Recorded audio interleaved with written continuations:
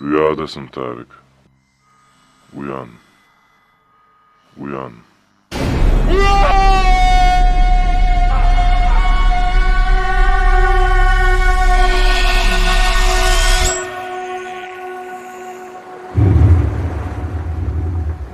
Ruhum taşa dönüşüp maskem kirlerden arınmadıkça yeryüzünü saran büyük yalnızlığım senin kıyametinle süslenecek.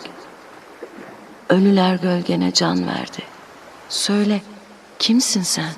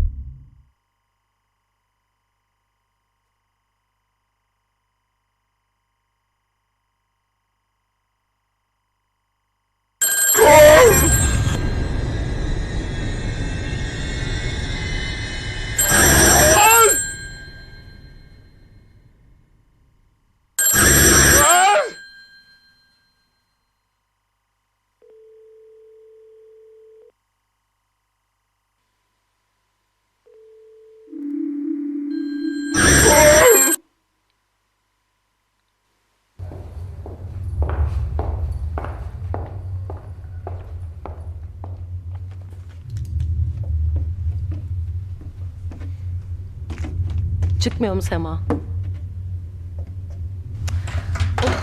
Çıkmıyor ya. İnternetle olan bir işi vardı. Belki de onunla uğraşıyordur hala. Ne olursa olsun 4 gündür ondan hiç haber alamamak beni rahatsız ediyor.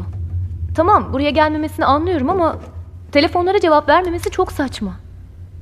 Kızım sen de çok tuhafsın ya.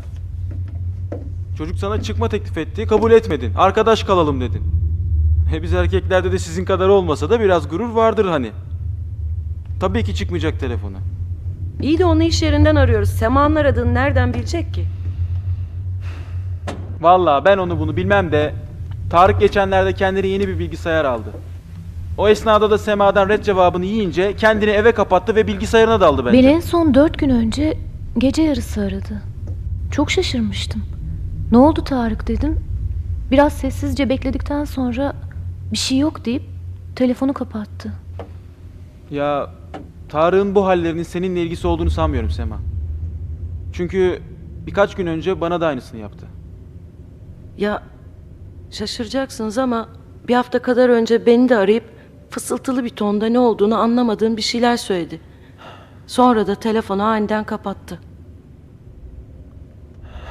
Vallahi abicim, doğrusunu söylemek gerekirse adam o yazlığa taşındıktan sonra iyice tuhaflaştı.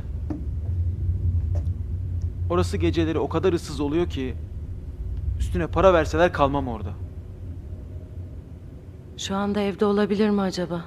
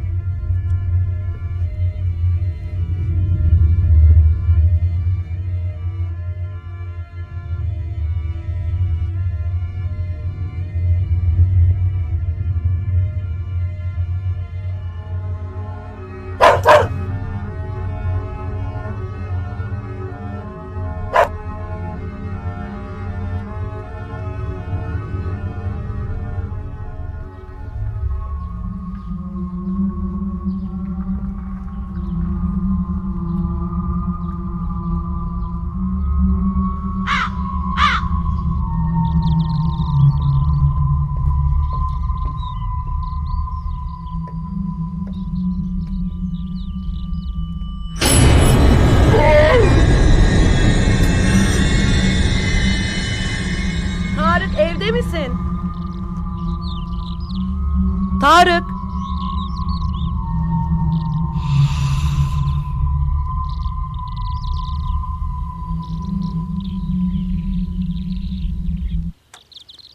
Olmuyor mu? Olmak üzere hanımefendi. Bir saniye.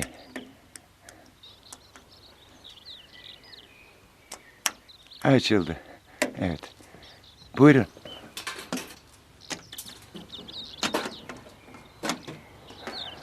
Teşekkür ederim. Sağ olun, iyi günler.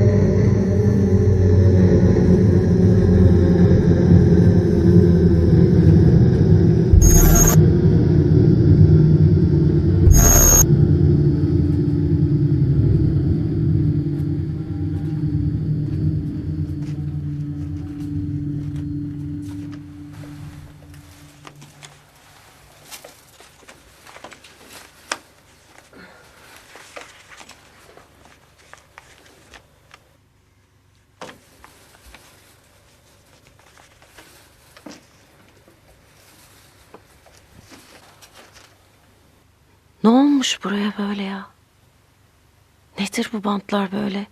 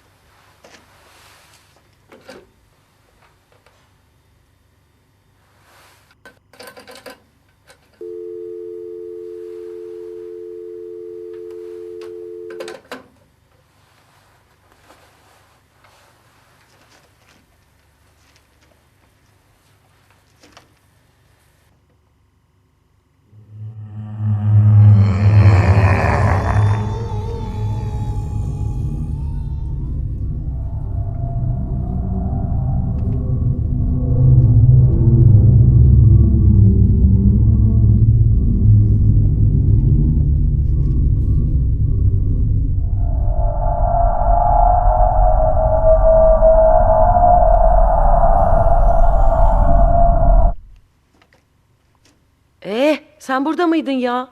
Allah'ım acayip korktum be. Ne yapmışsın evine böyle? Kusura bakma Hande. Geldiğini duymadım. Sen iyisin değil mi? Kaç gündür senden haber alamayınca çok endişelendik.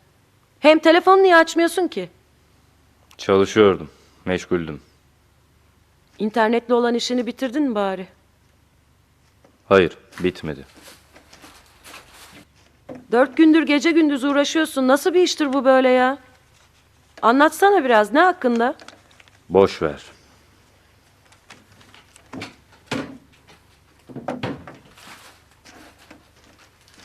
Aa, hatırladım. Benim dijital kameram sendeydi. Onun işi bittiyse alabilir miyim? Bitti sağ ol. Kitaplığın altındaki çekmecede.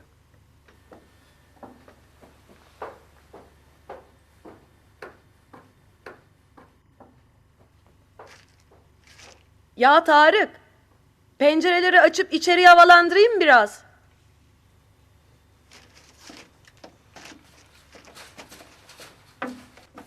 Ya nedir bantlar, gazeteler falan Allah aşkına, her taraf darmadağınık. Yardım edilecek bir şey varsa ben boşum.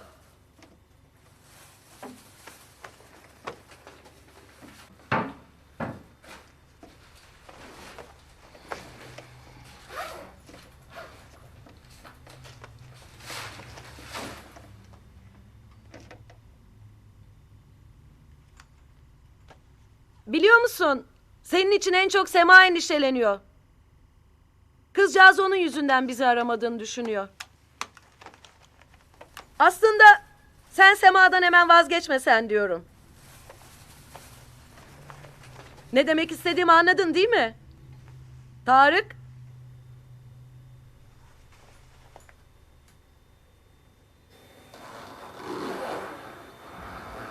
Tarık?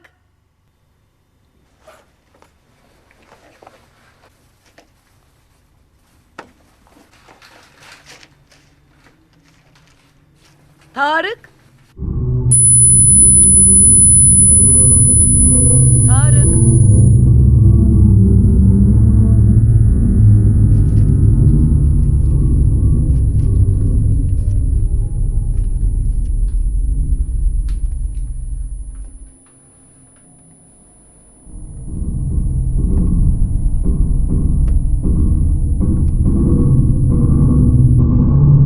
Uyan artık. Uyan. Uyan artık. Uyan. Uyan. Uyan. Uyan.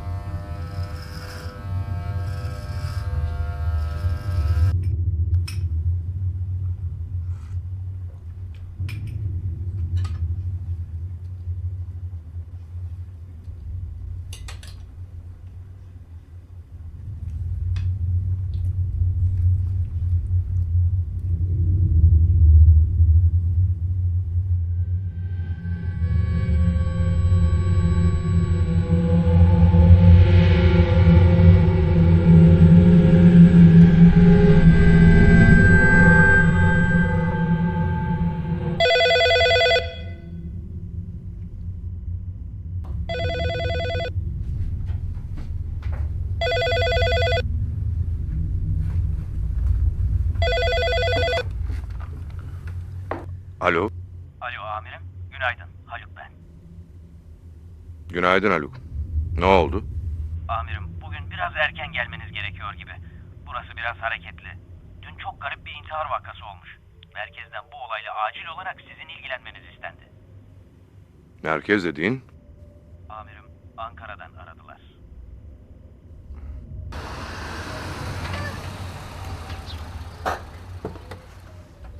Tarık Poyraz, 23 yaşında.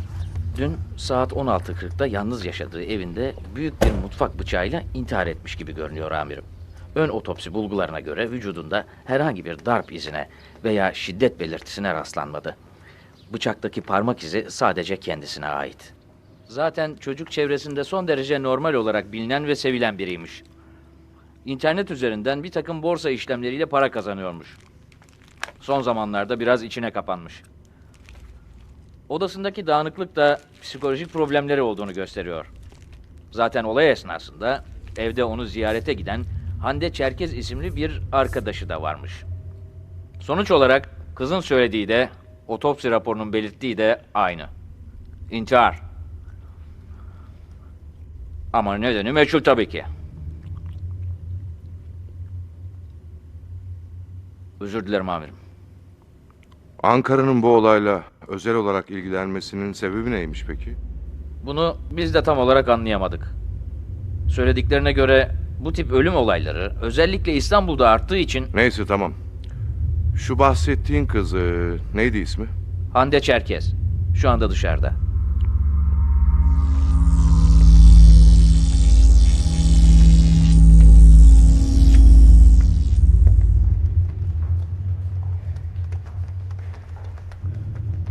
Hande Hanım, Komiser Süleyman Derviş Bey bu olayla ilgili en üst düzey yetkili. Size kendisi birkaç soru soracak.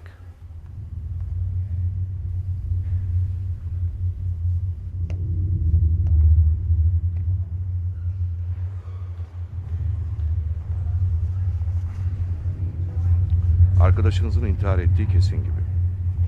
Yani bir cinayet şüphemiz yok. Şu andan itibaren bize anlatacağınız her detay dosyanın hızla kapatılmasına yardımcı olacak. O kadar.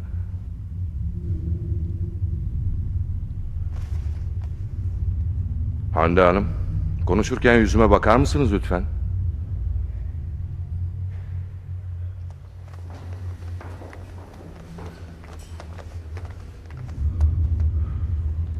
Arkadaşınız sizce neden intihar etmiş olabilir? Bilmiyorum.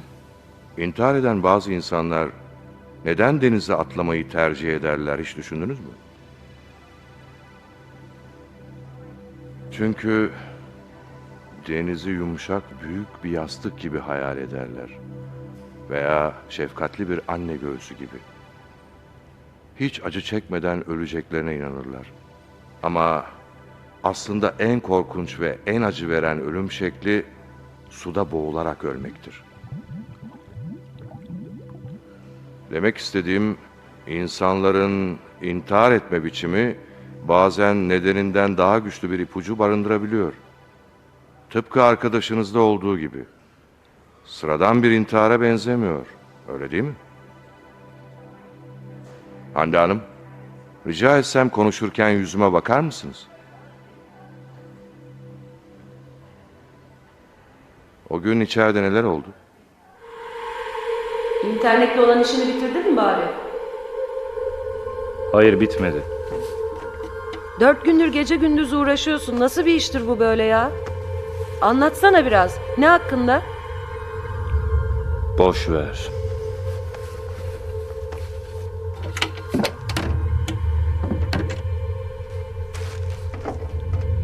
Hatırladım. Dijital kameram sendeydi. İşi bittiyse alabilir miyim onu? Bitti, sağ ol. Kitaplığın altındaki çekmecede.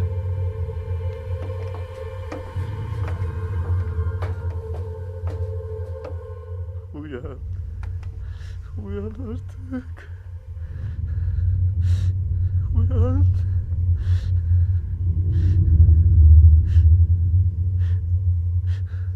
Uyan artık. Uyan artık.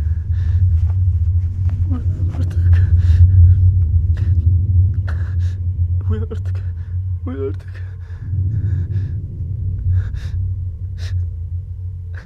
Uyan artık. Uyan. Uyan artık. Uyan. Uyan. Uyan. Uyan.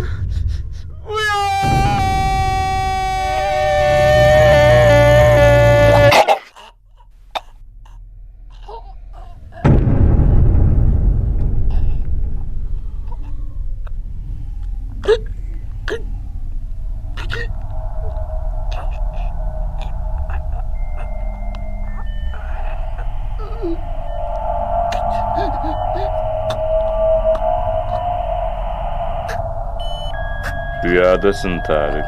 Uyan. Uyan.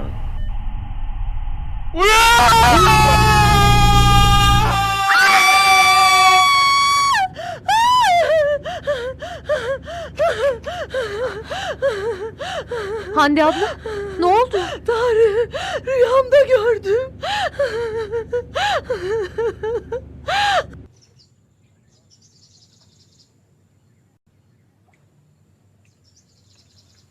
Ne oldu ki kendini bu kadar korkunç bir şekilde öldürdü?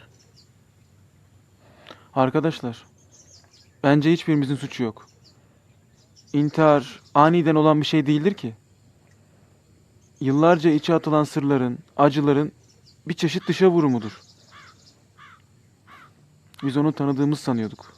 Ama demek ki Daha geçen hafta Uzak Doğu'ya tatile gitmek istediğini söylemişti. O kadar normal biriydi ki. Hani bazen böyle düşüncelere dalarsın ya. Onu bile yapmazdı. aslında son zamanlarda şu internet meselesi onu iyice karanlık biri haline getirdi. Hep uyarıyordum. Bilgisayarın başından kalk, biraz gez dolaş diye ama polisler ne düşünüyor acaba? Onlara ne anlattın? Hande Hanım, rica etsem konuşurken yüzüme bakar mısınız? O gün içeride neler oldu? Benimle normal bir şekilde konuşuyordu. Sadece çok yorgun bir hali vardı. Sizin de bildiğiniz gibi evin her tarafı siyah bantlarla ve gazetelerle kaplıydı. Yanıma geldiğinde önce dolabı açtı. Bir şey aldı. Sonra odasına geçti. Ona ödünç verdiğim kameranın yerini sordum, söyledi. Ben kameramı aldıktan kısa bir süre sonra da odasından korkunç bir şekilde "Uyan!" diye bağırdığını duydum. Sonra Sonrasını biliyorum. Peki sana son bir soru daha soracağım. Bu sorum çok önemli. Anladığım kadarıyla Tarık, bilgisayar ve internet dünyasıyla çok haşır neşirdi. Onun son zamanlarda internette pek moda olan şu yeni dinlerle ve tarikatlarla bir ilgisi olabilir mi? onu yıllardır tanırım ve öyle bir şey hiç duymadım. Zaten o bu konulara fazla ilgi duymazdı. İnterneti bir para kazanma aracı olarak kullanırdı, o kadar. Bu durumda polislere Tarık'ın 4 gün önce Sema tarafından reddedildiğini söylemedin yani. Saçmalama Cem. Sen kendin de demedin mi? Bu olayla Tarık'ın intiharı arasında hiçbir ilgi olamaz diye. Tamam ya, kızmayın. Öylesine, merak ettiğim için sordum. Böyle şeyleri polislere anlatmak için aptal olmak lazım zaten. Neyse ya. Zaten Tarık'ın kız işlerinde pek şansı yoktu. Hatta beceriksiz bile sayılırdı. Ah arkadaşım. Hala inanamıyorum ya.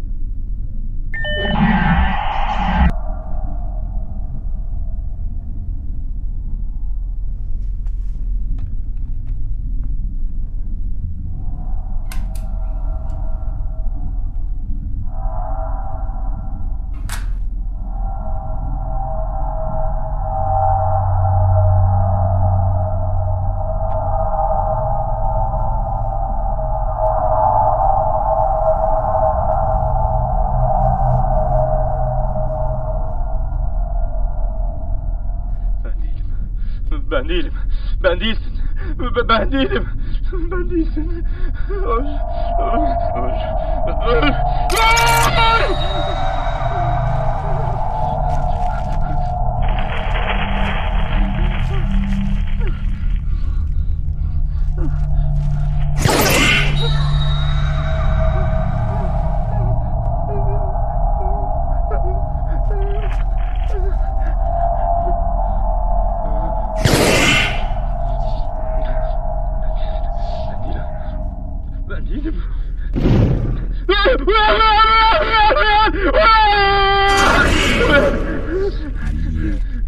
Gerçek değilsin! Gerçek değilsin! Yoksun sen! Yoksun! Sen değilsin! Yoksun sen! Çık git buradan! Çık git buradan! İçeri giremeyeceksin! İçeri giremeyeceksin! Çık dışarı! Çık dışarı! Neredesin?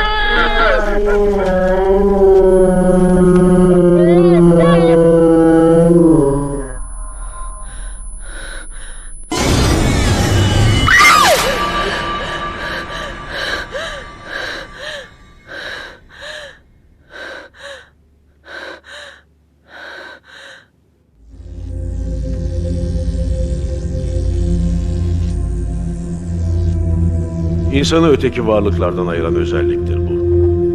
Biz ölüm acısını çok çabuk unutuyoruz. Zaten doğrusu da bu. Düşünüyorum da çocukluktan beri tanıdığım çoğu kişi şu anda ölü. Her birisi öldüğünde ağlamışımdır. Hele ki karım öldüğünde. Ama kısa bir süre sonra bu matem kendiliğinden unutulur gider. Ya, hayat işte. Hep güçlü olmak Kolay lazım. gelsin. Nasıl gidiyor amca? Sağ ol yavrum, hoş geldin. Biz de Sema ile sohbet ediyorduk. Nasılsın? İyiyim. Annem aradı. İstersen İstanbul'a dön dedi. Biraz daha kalacağım dedim. Çok iyi edersin. Zaten şu ara birbirimize ihtiyacımız var. Hatta şu işleri bitirelim, amcamın teknesiyle gezintiye çıkarız. Hani sana bahsettiğim derin adası var ya, oraya gidelim diyorum işte. Kızlar. Çok acayip bir şey görmeye hazır mısınız? Nasıl Ne yani? gibi? İçeride maillerimi kontrol ediyordum da. Galiba içlerinden biri sizi de ilgilendiriyor.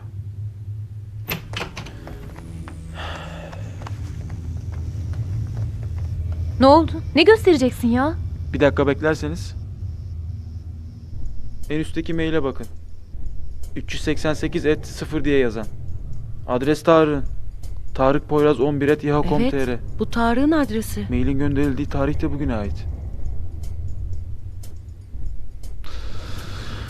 3 gün önce intihar eden birisi 10 dakika önce nasıl mail yollayabilir ki? Ne yazıyor? Açsana maili. Esas burası ilginç zaten.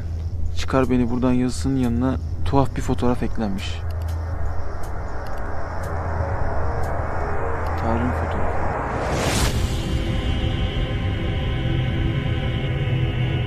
Şuraya dikkat ettiniz mi? Ne var orada? Dikkatli bakın. Gördünüz mü? Göz bebekleri görünmüyor. Nasıl olur ya? Şu arkadakiler ne? İnsan mı bunlar? Hakikaten nedir bu ya? Ne yapıyorlar orada? Biraz büyütsene. Hadi çabuk. Tamam ya, panik yapma.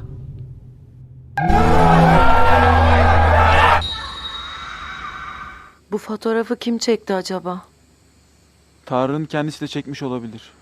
Ama sonuçta ölmüş birinden böyle bir mail gelmesi pek hoş bir durum değil. Birileri onun mailini kullanıyor olabilir mi? Kim? Bilmiyorum. Kameramdaki kaset. Efendim? Neyse, bununla ilgisi yoktur herhalde. Arkadaşlar, bence bu konuyu kapatalım. Çünkü hiç iyi şeyler hissetmiyorum.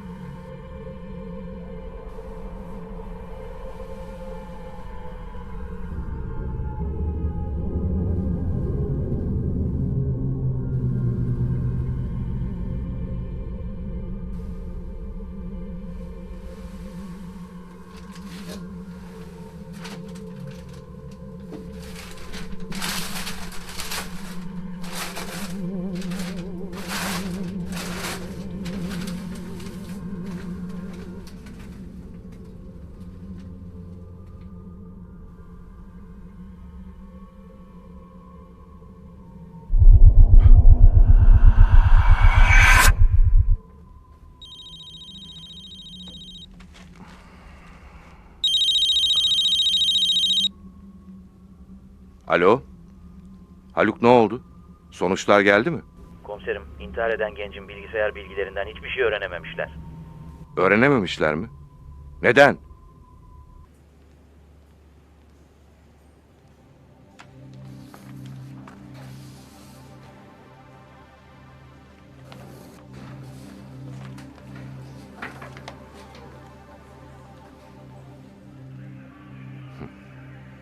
Koskoca emniyetin bilgisayar dahileri.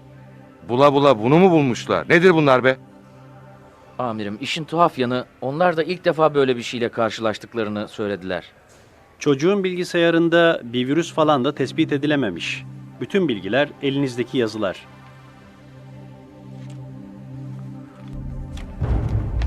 388 et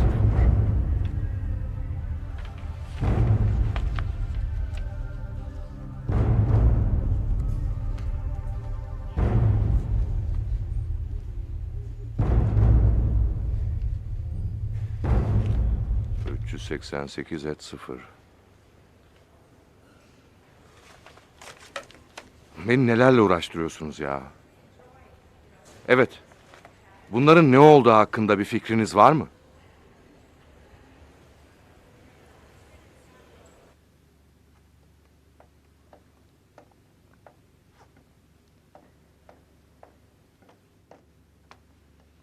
Ben çıkıyorum. Ekmek ve birkaç tane yumurta, bir de kendime çikolata alacağım. Sen de istiyor musun? Yok sağ ol. Tamam, görüşürüz. Aha.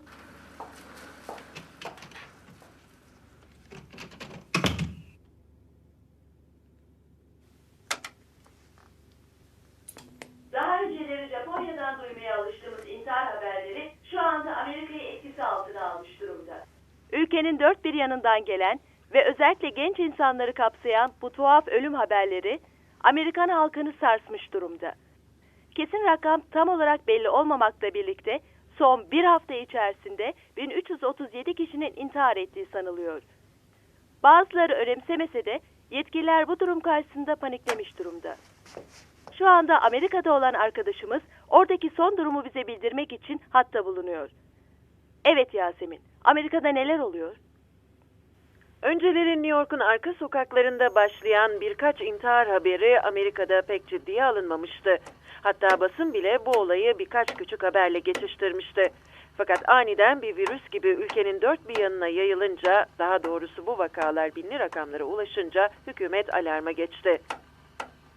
Halkın bir kısmı gayet sakin bir şekilde hayatına devam ederken bir kısmı da inanılmaz bir panik içinde.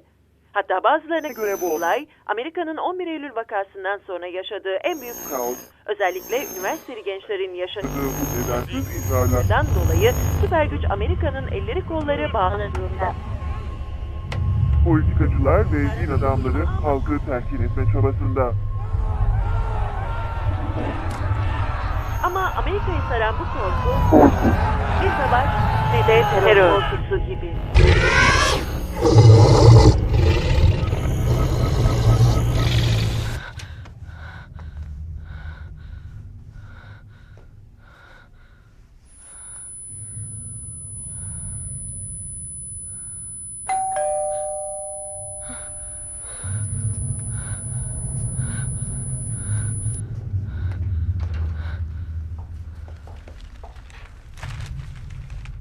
Hande abla, bir şey mi oldu? Yo, dalmıştım. Aniden zil çalınca biraz...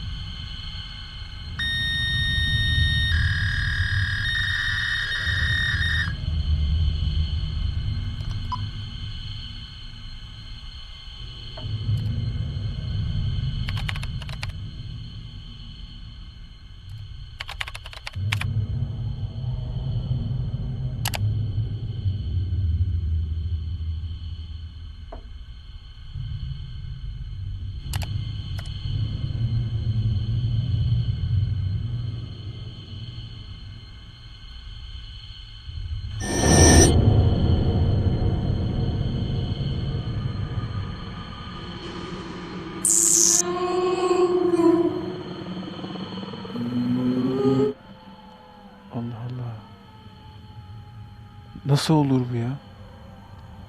Kim bu? Ne yapıyor?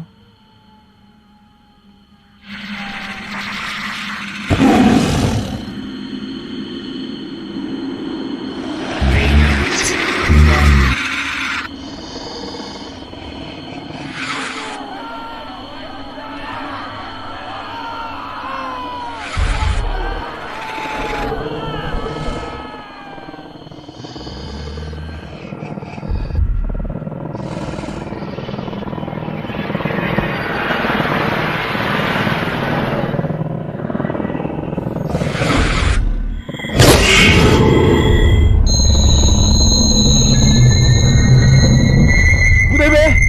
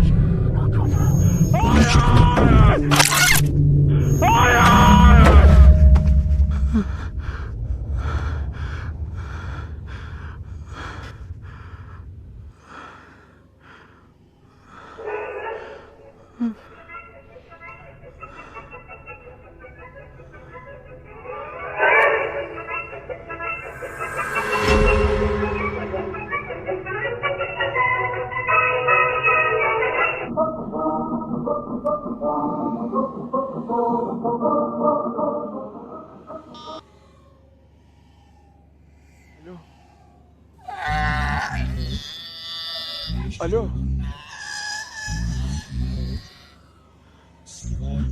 Alo.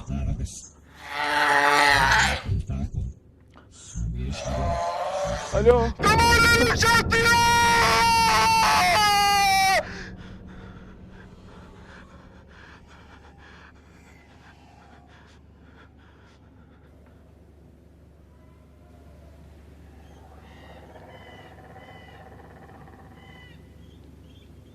Bana bir gün başıma böyle şeyler geleceğini söyleselerdi sadece gülerdim. En ilginci de neler olup bittiği hakkında hiçbir fikrimin olmayışı. Gerçeği ters yüz etmeye hazır mısın? Gerçeği ters yüz etmeye hazır mısın? Bunun anlamını bilmiyorum. Ama olanlar hiç de normal değil. Tarık'ın o şekilde ölmesi de sıradan bir intihar değildi. Nasıl yani? Size izletmek istemedim. Tarık benim kameramla evinde çok tuhaf görüntüler çekmiş. O gün kameramı ondan geri almıştım. İçinden bir kaset çıktı. İnanmıyorum ya. Bu durumda böyle bir şeyi bizden nasıl gizlersin? Ne gizlemesi Sema? Ben izleyince çok korktum. Sizin de izleyip boşuna gerilmenizi istemedim, o kadar. Peki ne vardı o görüntülerde?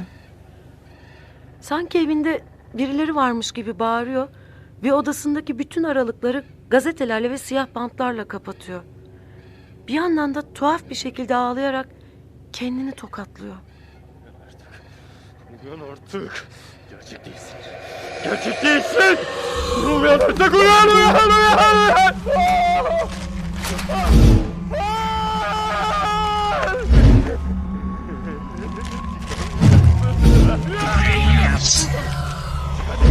Çıksana! Neredesin?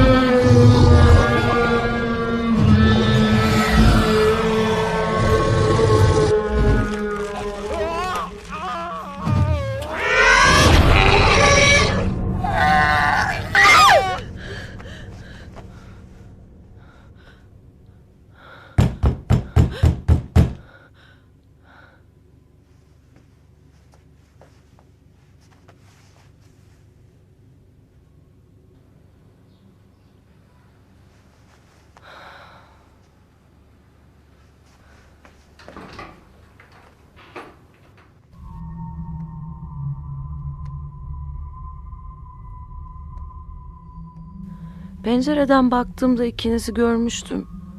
Ama kapıyı açtığımda yoktunuz. Çok garip bir ürpertiydi. Sanki ölmüşüz gibi. Yeter artık. Ben yarın İstanbul'a dönüyorum. Hiç iyi değilim çünkü. Sema, ben de kaseti ve Tarık'ın o fotoğrafını polise vereceğim. Seni bu halde İstanbul'a gönderemem. Cem, Tarık'ın o fotoğrafını bana mail olarak gönder. Onu kasetle beraber ben polise vereyim. Seni polise bulaştırmamak en iyisi. Tamam.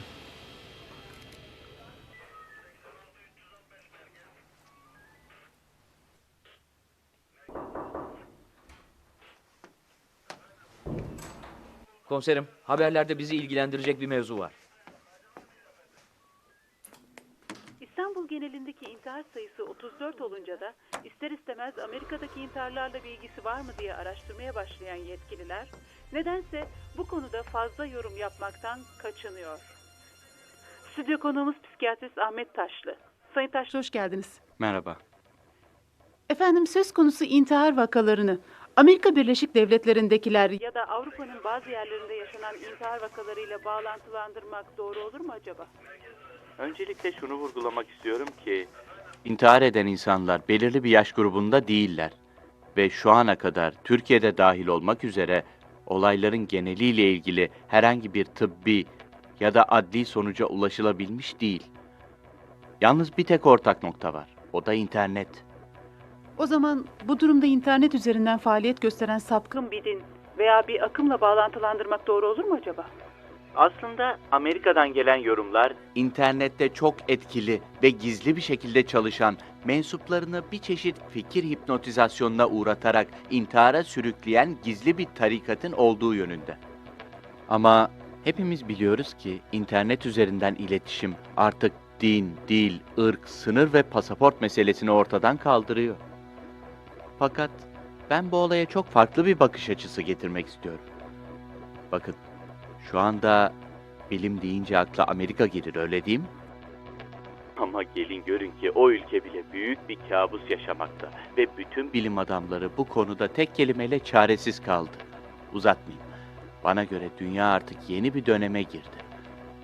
Ben şu anda insanlığın karşısında olduğu bu durumu bilimin de ötesinde, çok ciddi bir boyutta olduğuna inanıyorum. Biraz açabilir misiniz? Neticede ben de bir bilim adamıyım. İnsanlığı ilgilendirecek bu konuya yapacağım yorum çok açık ve nettir. Bizim bilmediğimiz ve şu ana kadar asla olamayacağına inandığımız bir takım metafizik ögeler artık harekete geçmiştir. Yani madde ötesi diye dışladığımız hadiseler artık reddedilemez bir boyuta gelmiştir. İşte internette olan bu olayların, intiharların, cinayetlerin hiçbirinin bilimsel açıklaması yapılamıyor. Bu sanki gerçekle rüyanın yer değiştirmesi gibi bir şey. Kabullenmek zor. Ama bunu göz ardı edersek dünyayı büyük bir tehlikenin beklediğini söylemek hiç de zor değil. Hele ki biz bir Müslüman ülkeyiz. Böyle şeylerden etkilenmeyiz demek bana cehaletin ve sorumsuzluğun en ileri seviyesi olarak geliyor. Bakın, kısacası yetkililerin bir an önce bu konuda bir komisyon oluşturup ve ciddi tedbirler Sana bir soru. Canına kıyan birisi aynı zamanda bir cinayet işlemiştir diyebilir miyiz? Yani katil ve maktul aynı kişi ise ortada bir cinayet olduğunu söylemek ne kadar doğru olabilir ki? Hem öyle olsaydı intihara teşebbüs eden bir kişinin aynı zamanda cinayete teşebbüsten de yargılanması gerekmez miydi? Yani cinayet diyemeyiz, öyle mi? Evet. O halde biz cinayet masası olarak neden bu konuyla ilgileniyoruz ki kardeşim? Şimdi senden iki şey istiyorum. Birincisi 388-0 meselesinin İstanbul ve Amerika'daki olaylarda da olup olmadığını araştır.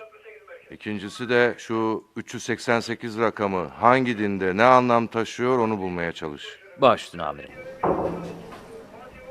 Gel. Amirim, size bir telefon var. Kimden? Şu intihar eden çocuğun arkadaşlarından. Hande denen bir kız.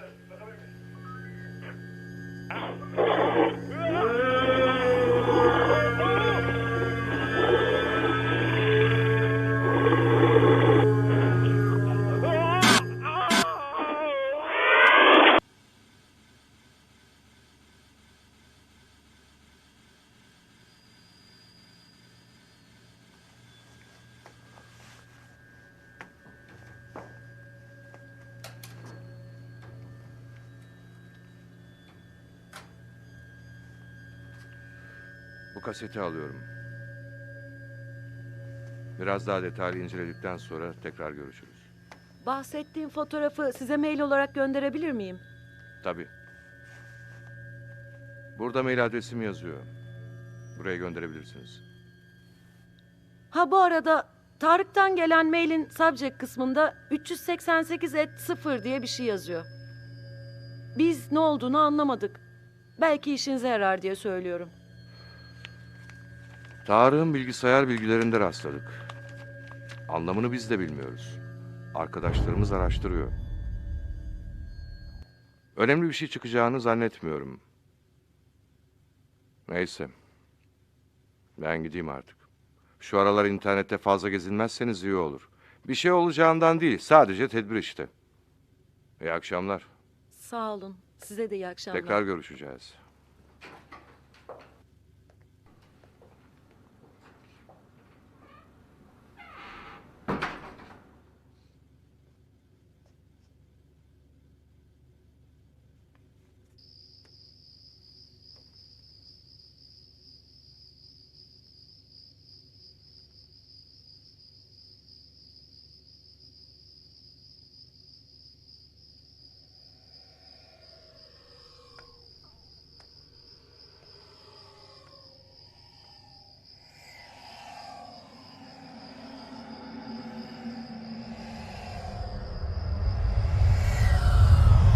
Tamam anne ya. Ben iyiyim. Biraz daha burada kalacağım. Evet. Tamam. Sen kendin dedin ya orası İstanbul'dan daha güvenli diye. Hande şu anda yemek hazırlıyor. Selam söyle. O da sana selam söylüyor. Tamam anneciğim, görüşürüz.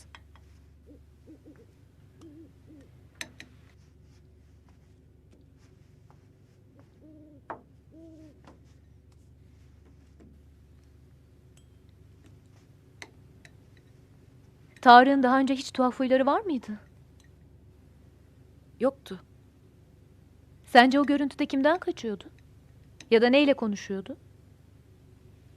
Keşke bilseydim. Ama sesinde o kadar gerçek bir hava vardı ki.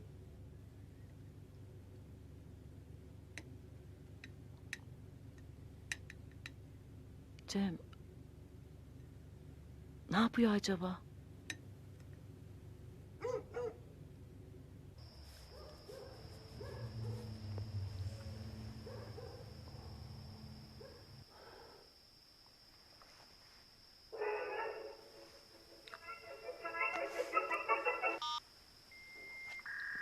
Alo?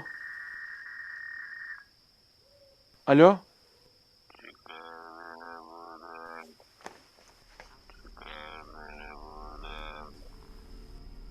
Çıkar beni buradan. Kim arıyorsunuz? Beni kurtar. Çıkar beni buradan. Kimsin?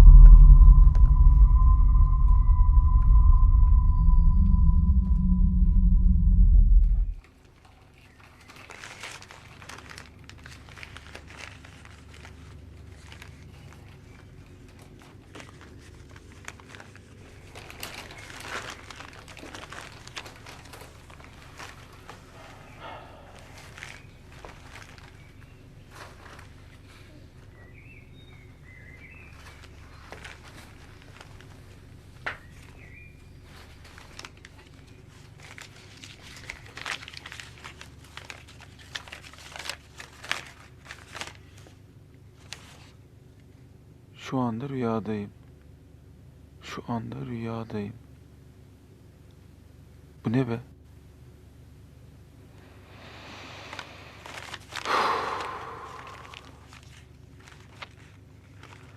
Ah Tarık ah. Nelerle uğraştın sen? Nelerle?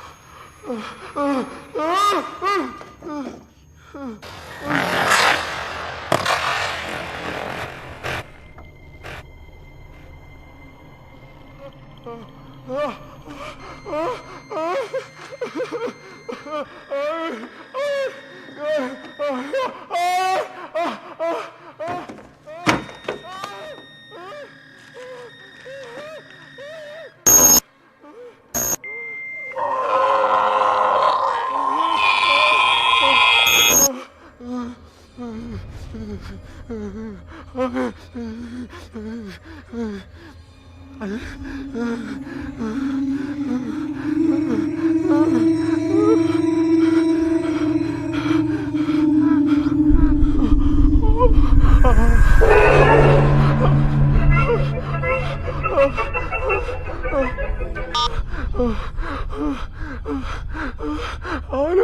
Alo. Alo.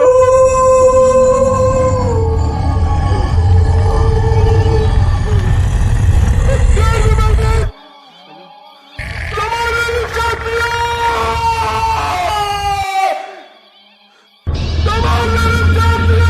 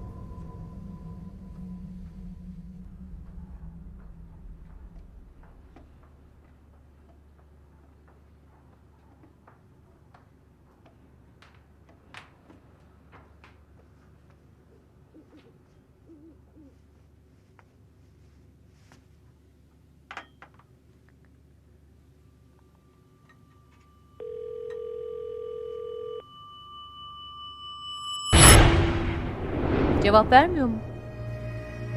Çalıyor ama açmıyor. Ne oldu acaba? Keşke bu akşam bizde kalmasını söyleseydim. Neyse yarın söyleriz.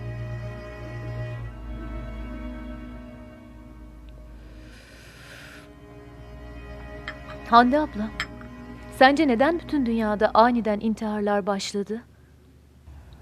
Aslında benim anlamadığım şey, insanlığın en büyük korkusu olan ölüm nasıl olur da bazıları için bu kadar çekici bir hal alır?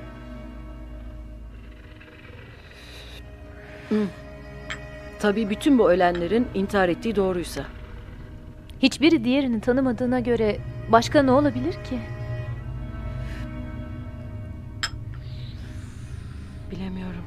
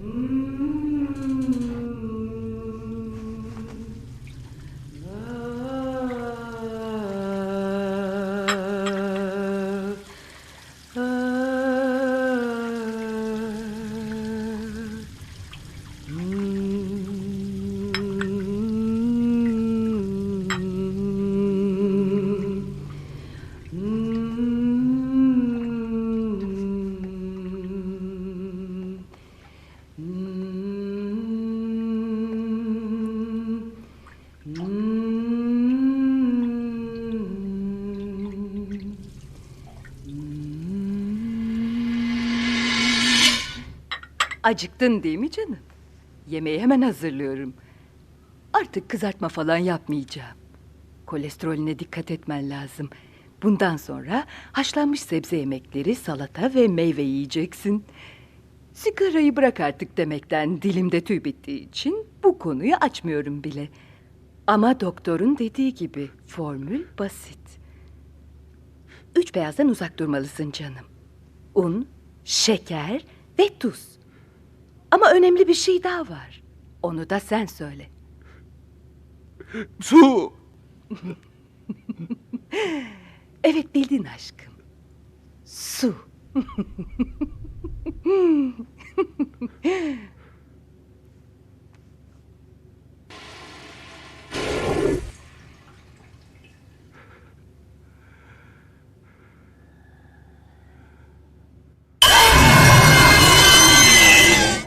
Beni neden aldattın?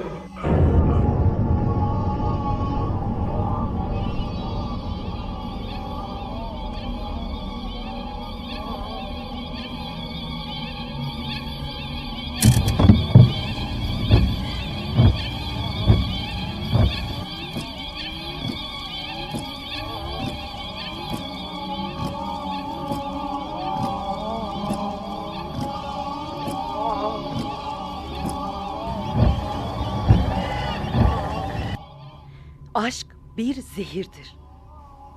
Anlamadım. Ne demek şimdi bu? Bunu bana nasıl yaparsın? Beni aldattın. Saçmalama Sultan. Şaka yapıyorsun herhalde. Sayende aldatılmanın en acı tarafını keşfetmiş bulunuyorum. Ne olduğunu merak ediyor musun? Sultan. Hem sevip hem aldatmak. İşte beni boğan bu. İşte beni boğan bu.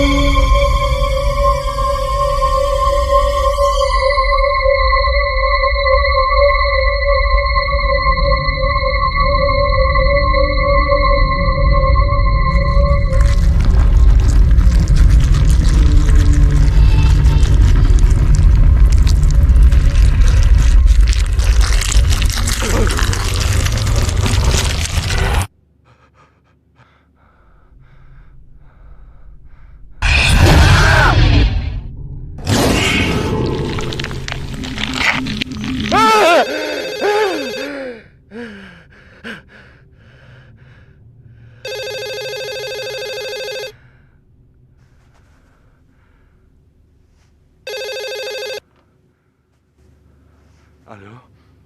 Günaydın, ben Haluk. Erkenden uyandırdığım için kusura bakmayın. Alo? Alo? Söyle Haluk. Ne var yine sabah sabah? Amirim, dün gece gençlerden biri daha ölmüş.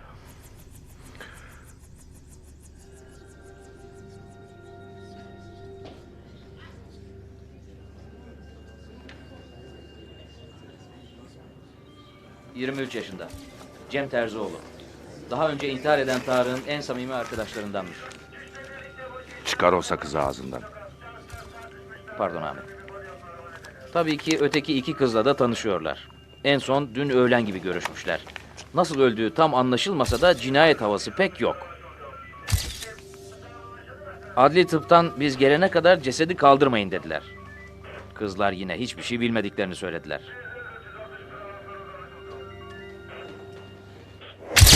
Şu anda bir hafta içinde yaşanan ikinci esrarengiz ölüm olayının bulunduğu yerdeyiz. Yurdun dört bir tarafından, özellikle de İstanbul'dan gelen ölüm haberlerine benzediği için halkın bir aile tedirgin olduğu gözlerden kaçmıyor. O sözler başlarına geldiği zaman onlara yerden bir dabbe çıkarırız. Ve bu dabbe onlara gerçeklere inanmadıklarını söyler. Lem suresi 82. ayet. İşte Kur'an, işte ayet. Gözleriniz kör, kulaklarınız sağır, kalbiniz taş mı oldu? Bu insanları öldüren dabbedir. Dabbetül arzdır. O harekete geçti. Örümcek ağ gibi yayılıyor. Dabbe cinleri kullanıyor.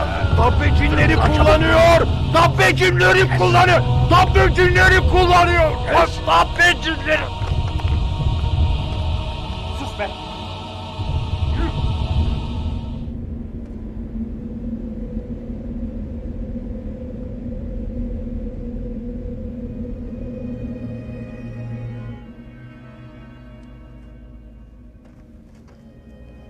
Güle güle kızım. Hayırlı yolculuklar.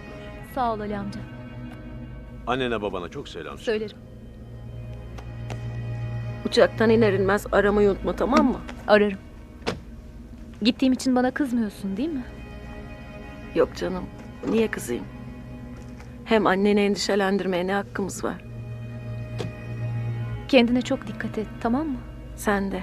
Üzülmek yok. Üzülmek yok.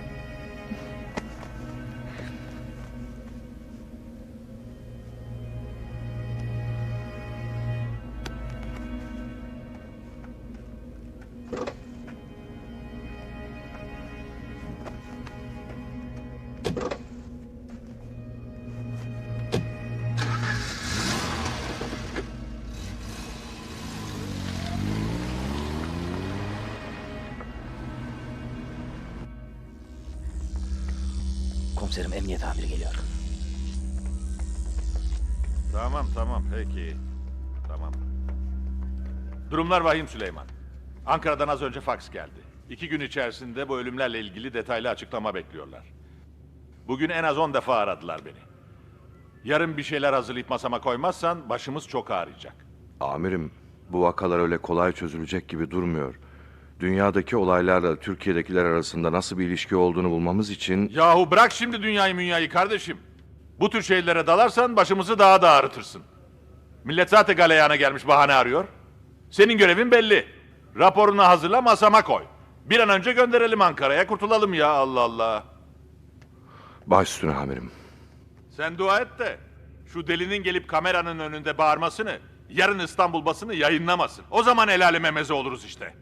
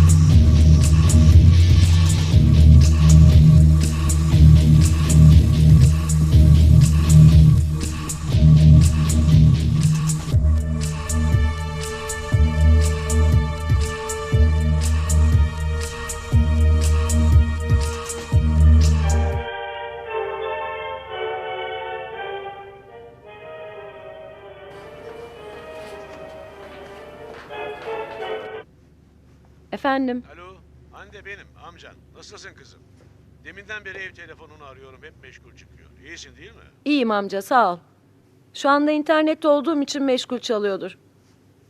Sema'yı uğurladıktan sonra eve geldim. Bir ihtiyacın var mı? İstersen bugün gel benim evde kal. Sağ ol amca. Evde yapacağım bazı işlerim var. Yine de kendimi kötü hissedersem bir arabaya atlar gelirim. Tamam kızım, hadi kendine iyi bak. Yarın işe geliyorsun değil mi? Hı, geliyorum amca. İyi o zaman, yarın ola hayrola. Hadi iyi akşamlar. Tamam, sana da iyi akşamlar.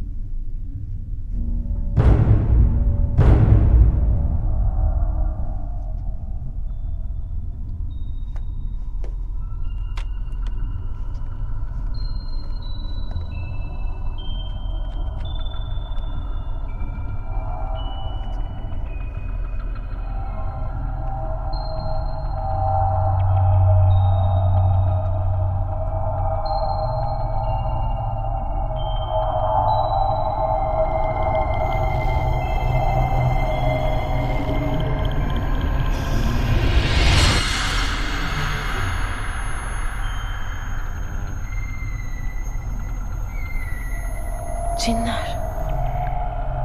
Bize göre.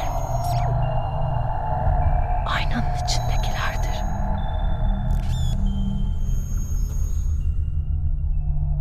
Bu insanları öldüren Dabbe'dir. Dabbetül Arz'dır. İşte Kur'an, işte ayet. O harekete geçti. Örümcek ağ gibi yayılıyor. Dabbe cinleri kullanıyor. Dabbe cinleri kullanıyor. Dabbe.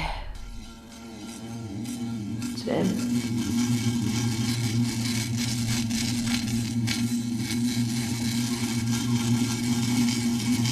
Cem.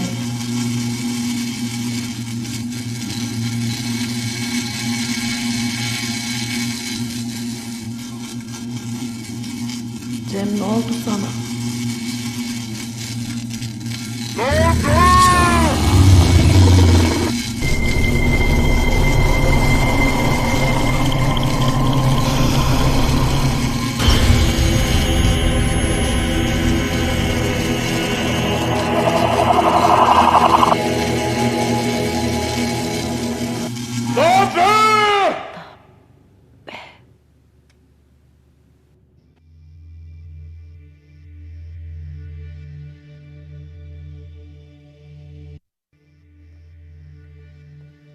Komiserim, son bulguların özeti şöyle.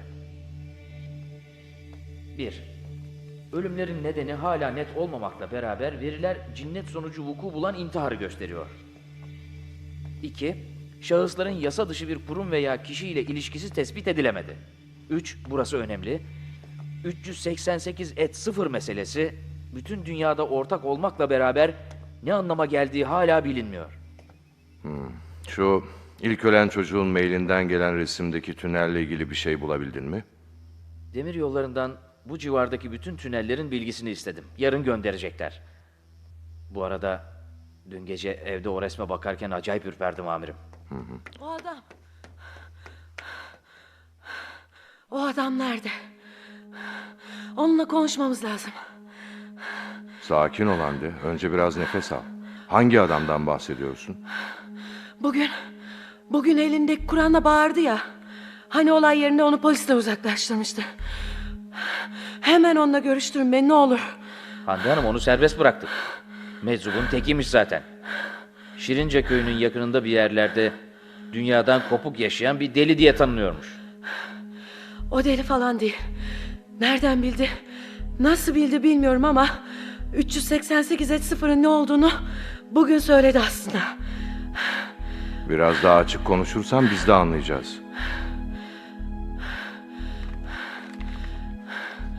Burada ne yazıyor?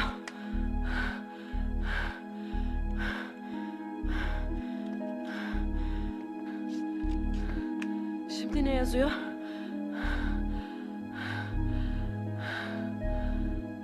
Dabbe.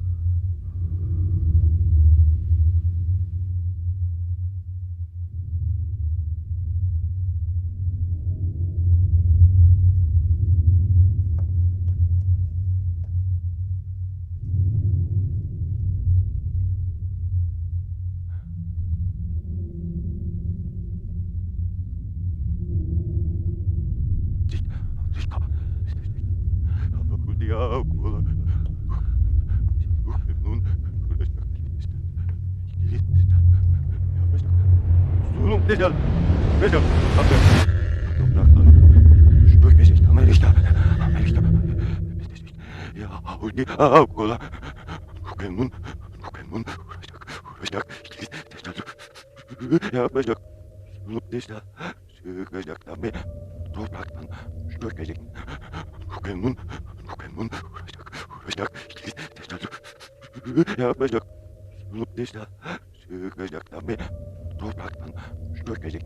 Amerika bitecek. Yahudi kola. Nukemun. Ziya!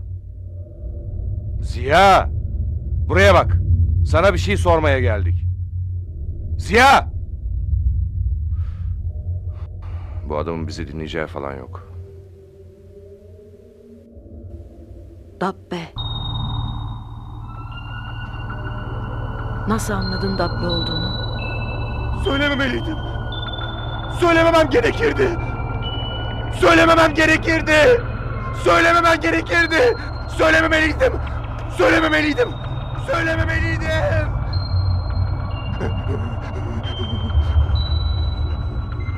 Söylememeliydim. Söylememeliydim.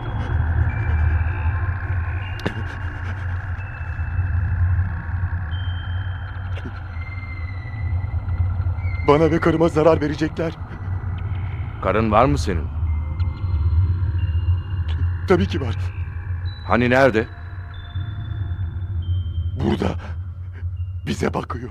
Senin karın falan yok. Varsa biz neden göremiyoruz? Göremezsiniz. Çünkü benim karım insan değil. Cin.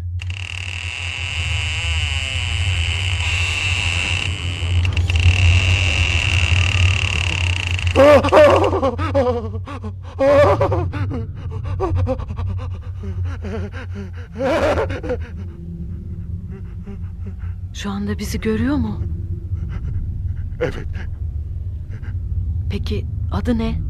Tıl. Karımın adı Tıl. Tıl. Sana Dabbe hakkında o mu bilgi verdi? Evet. Dabbe cinleri kullanarak insanları öldürüyor dedi. Ama bize de kızdılar. Söylediğimiz için bizi de öldürecekler. Artık cinler insanlara görünecek.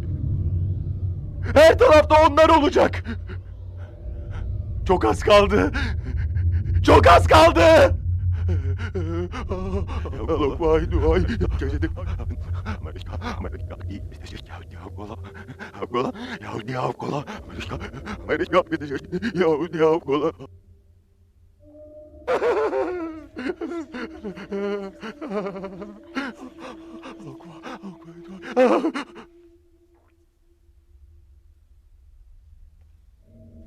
Burada biri daha var. Kimmiş o? Senin karın olduğunu söylüyor. Ama senin karın öldü değil mi? Ziya, kes şu saçmalıkları. Cinler ölüleri de canlıları da taklit edebilir. Peki neden biz onları göremiyoruz? Onlar bizi bizim onları göremeyeceğimiz yerden görürler. Ama artık biz de onları göreceğiz. Bize görünmenin yolunu buldular. Çünkü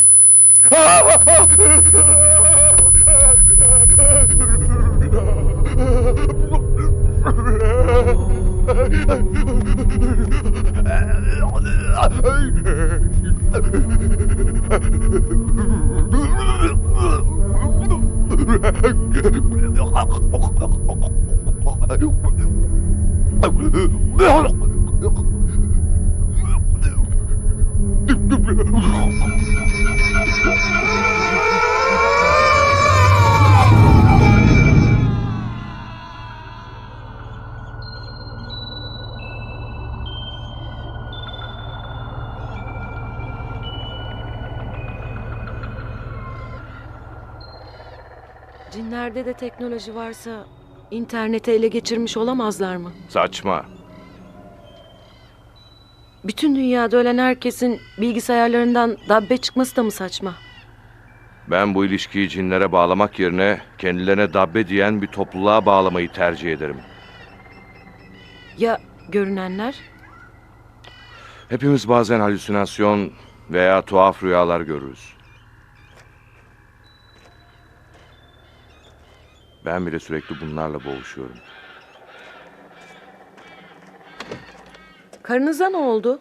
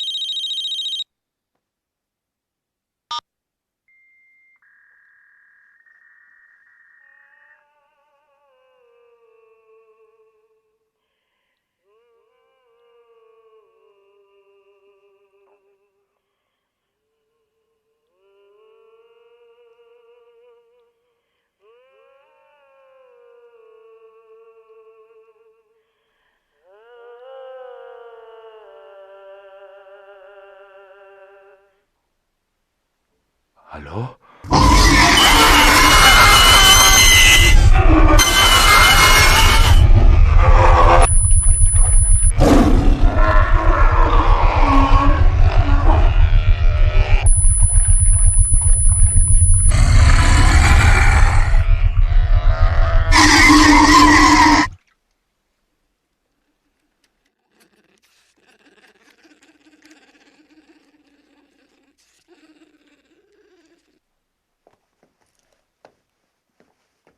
Hande, kolay gelsin kızım. Sağ ol amcacığım. Sema'yı aradın mı? Varmış mı İstanbul'a?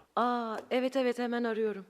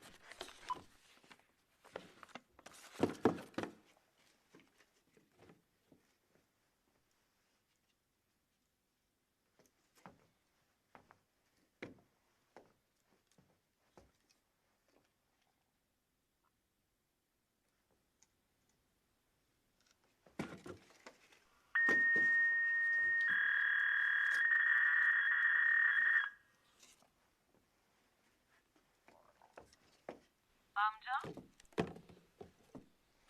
Orada mısın?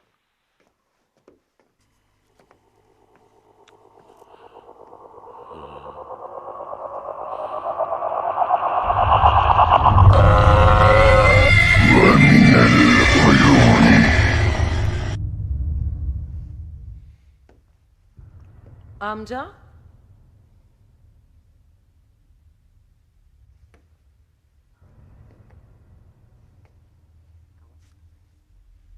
Orada mısın?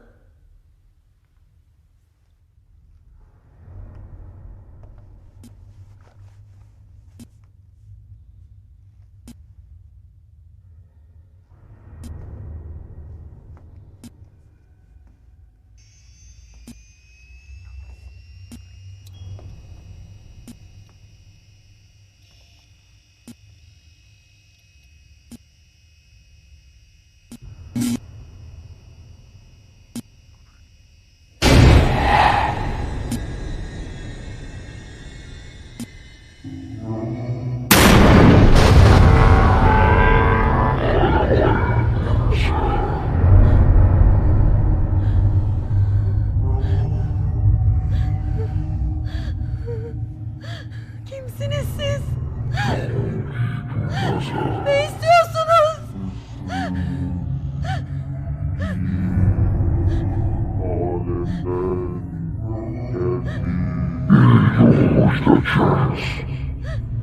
Siz gerçek değilsiniz.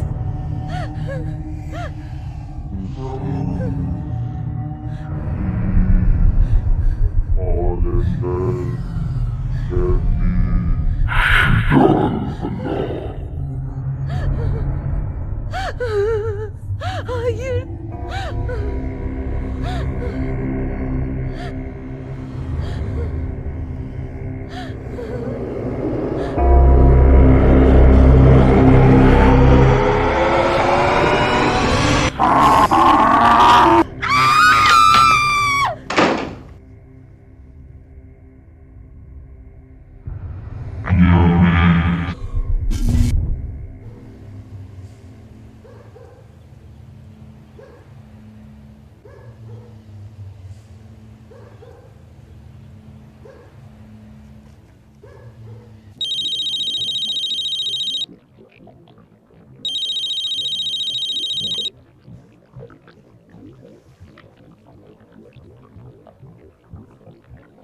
Alo.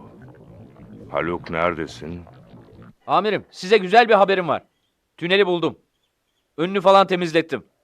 Şu anda sadece size haber verdim. Neredesin? Amirim, 7 uyurların arkasında kullanılmayan bir yol var. O yolun sonunda. Geliyorum.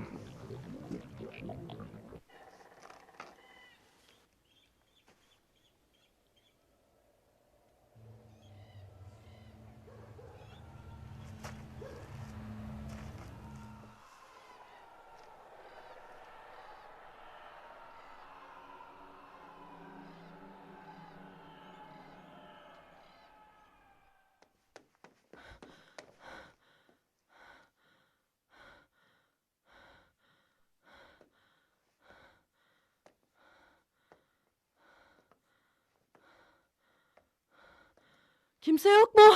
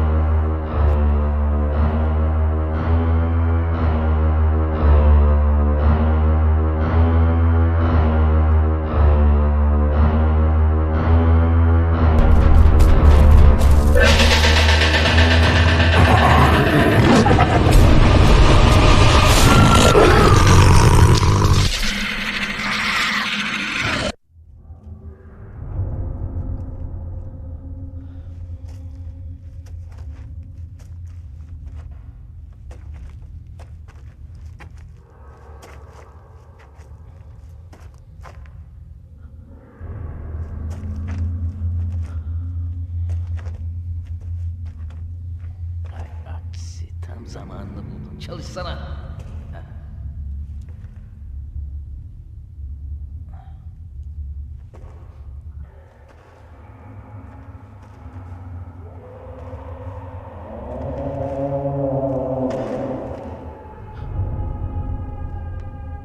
Kim var orada? Kim var orada? Kim var orada?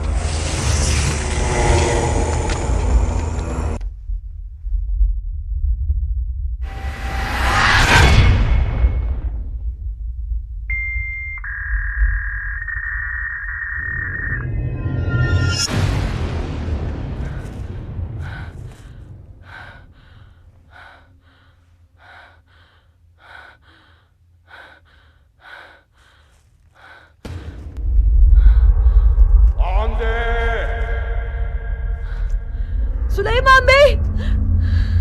Anne! İçerideyim, buraya gel! Buraya gel! İçeri gel! Anne!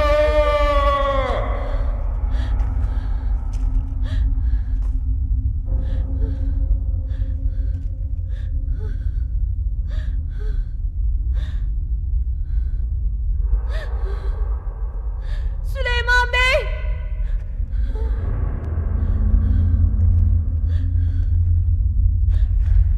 Orada mısınız?